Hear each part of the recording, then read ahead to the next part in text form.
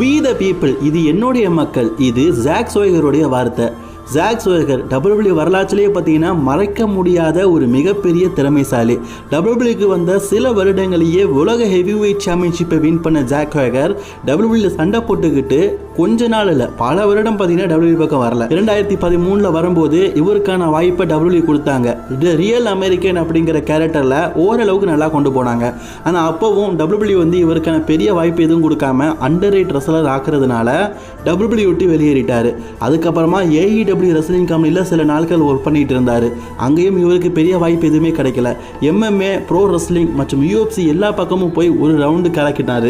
குறிப்பாக சொல்லணும்னா 2025 இதுக்கப்புறமா இந்த ரெஸ்லிங் ஜானர் எனக்கு வேண்டாம், இதை விட்டு நான் விலகிறேன்னு சொல்லிட்டு டோட்டலி ரிட்டையர்மெண்ட் ஆகிட்டார். ரெஸ்லிங் எல்லாருக்குமே ஒரே மாதிரி அமைகிறது இல்லைங்க. உலக ஹெவிவெயிட் சாம்பியன்ஷிப்பை வின் பண்ண ஜாக் ஸ்வைகர் ரொம்பவே குறுகிய காலத்தில் ரிட்டையர்மெண்ட் ஆனது ரொம்பவே வருத்தமாக